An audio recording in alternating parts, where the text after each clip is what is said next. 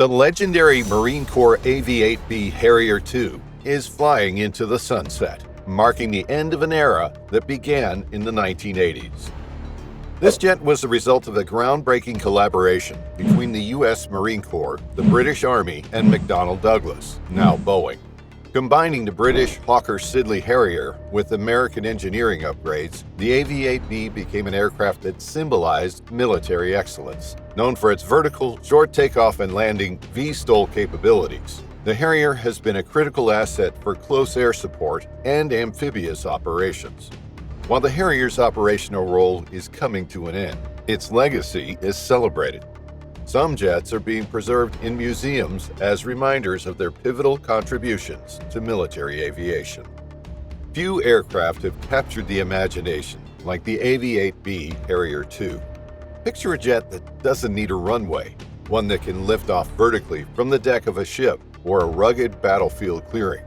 The Harrier wasn't just an aircraft, it was a leap into the future, a marvel that turned the impossible into possible. Born from the need for versatility in the heat of battle, the Harrier II was a pioneer in cutting-edge technology. Its iconic Rolls-Royce Pegasus engine could pivot its thrust, allowing the aircraft to hover, take off, and land in places conventional jets wouldn't dare to tread. This capability made it indispensable during operations like Desert Storm, where it delivered over 3,000 tons of ordnance while operating from austere locations. Yet the AV-8B was more than its technical brilliance. It symbolized the ingenuity of the Marine Corps, fulfilling the dream of a jet that brought the agility of helicopters together with the firepower of a fighter. Whether soaring over the Arabian desert or navigating the complexities of Afghanistan's terrain, the Harrier delivered lethal precision with its 25mm cannons, guided munitions, and advanced night vision systems. Now, as it prepares for a bittersweet farewell, replaced by the stealthy F-35, the Harrier's story isn't just one of service, but of transformation. It proved that a warplane could be both a technological masterpiece and a battlefield workhorse. Its legacy? Inspiring the next generation of aviation dreams. Takeoff might be its specialty, but its place in history is permanent. If you're as awestruck by iconic aircraft and the stories behind them as we are, make sure to hit that subscribe button and turn on notifications. Now, back to how it all began.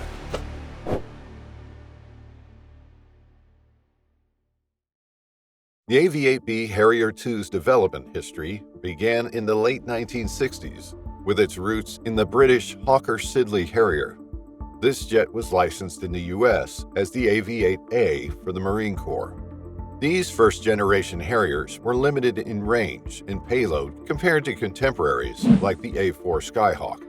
To address these shortcomings, Hawker Siddeley and McDonnell Douglas began collaborating in 1973 on a more capable Harrier powered by the Pegasus 15 engine. This engine offered higher thrust, but faced design changes due to its size.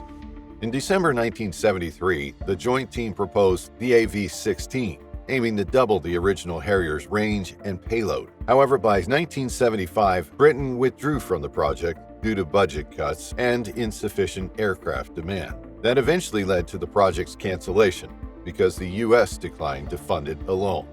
Despite the setback, both companies pursued separate upgrades. Hawker Siddeley focused on retrofitting operational Harriers with larger wings, while McDonnell Douglas developed an enhanced Harrier for the U.S. Marine Corps, building on insights from the AV-16 while maintaining the original structure and engine. In 1976, the U.S. Department of Defense authorized the development of the Harrier II to meet the USMC's need for an improved Harrier without requiring a new engine. McDonnell Douglas modified two AV-8As into prototypes called YAV-8B, featuring new wings, revised intakes, and redesigned exhaust nozzles. The first prototype flew on November 9, 1978, successfully performing 3 vertical takeoffs and hovering for 7 minutes. The second flew in February 1979, but was lost in a crash due to an engine flameout. The pilot ejected safely. Flight tests continued through 1979, revealing higher drag than expected, which limited maximum speed. Despite this, other improvements in payload, range, and VSTOL performance were promising, and these results secured a development contract in 1979. In 1981, British Aerospace rejoined the Harrier II program, partnering with McDonnell Douglas under a cost-sharing agreement. While British Aerospace became a subcontractor with 40% of the airframe work, 75% of the engine was produced by Rolls-Royce. Initial production targeted 400 aircraft, with the USMC and Royal Air Force as primary buyers. 4 development prototypes were built, the first flying in 1981, followed by production deliveries starting in 1983. The program evolved with key upgrades, including a night attack variant introduced in 1987, and the radar-equipped AV-8B Plus, developed in collaboration with Spain and Italy. By 1996, remanufacturing older aircraft was deemed costly, but continued, with the last unit delivered in 2003. Total Harrier deliveries across all models reached 824 by 2003. The AV-8B remained in service despite being surpassed by the F-35B. Upgrades included defensive systems, sensors, and weapons. Boeing and British Aerospace explored a Harrier 3 concept, but abandoned it by the 2000s, leaving the AV-8B as the final evolution of the Harrier line. After a long and excruciating development phase, the resulting Harrier II proved that the wait was worth it. This reimagined subsonic attack aircraft had a single Rolls-Royce Pegasus turbofan engine with 2 intakes and 4 synchronized vectorable nozzles close to its turbine.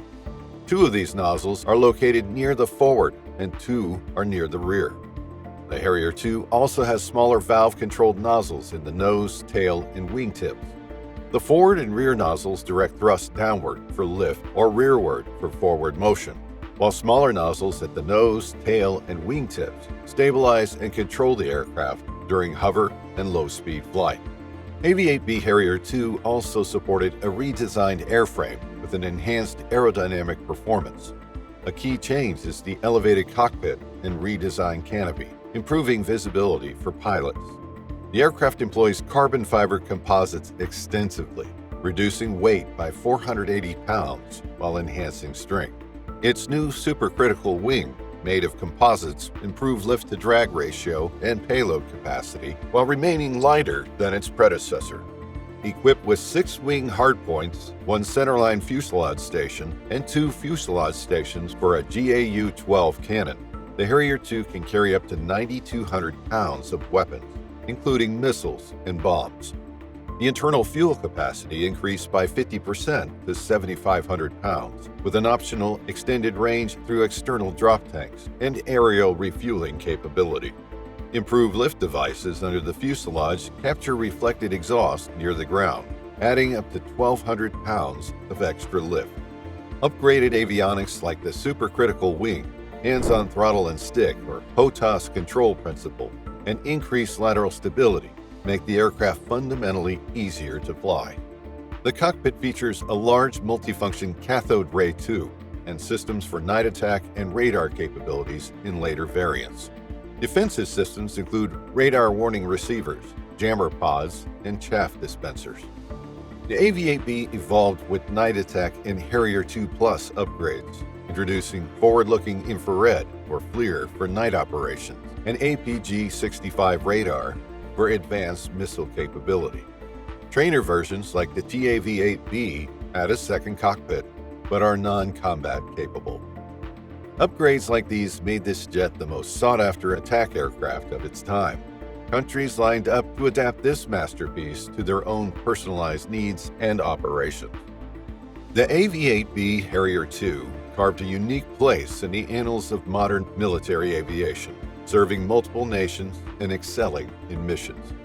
The AV-8B Harrier II became an indispensable asset to the United States Marine Corps, whose operational needs for flexible, rapid response aircraft were perfectly matched by the Harrier's vertical short takeoff and landing capabilities.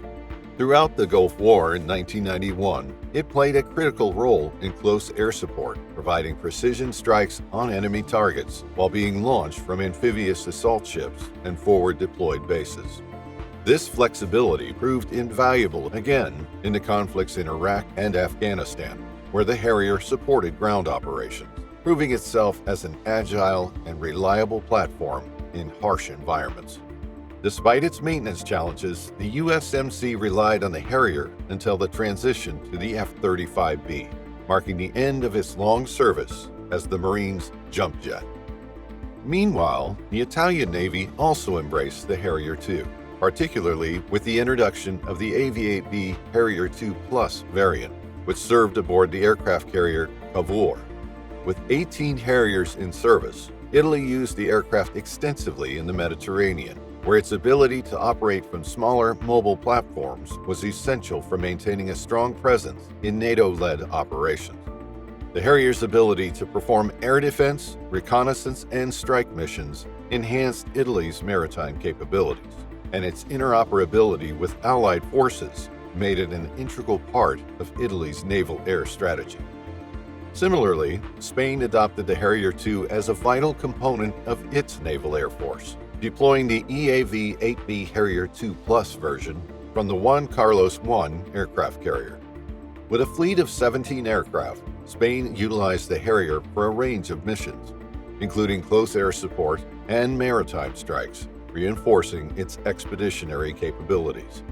The aircraft's STOL capabilities allowed Spain to project air power without the need for long runways, giving the Spanish Navy the flexibility to operate across distant regions and ensuring its prominence in NATO maritime operations. The British Royal Air Force also benefited from the Harrier's capabilities, particularly in the form of the GR-7 and GR-9 variants, which were equipped with advanced avionics and targeting systems. Deployed in Afghanistan, these aircraft were pivotal in providing close air support to NATO forces on the ground, delivering precision strikes in difficult mountainous terrain. However, despite its proven track record, economic restraints led to the RAF retiring the Harrier in 2010, bringing an end to its distinguished service in British air power. As the Typhoon and F-35B stepped in to fill the gap, the Harrier's legacy as a versatile and crucial tool in military aviation remained undeniable.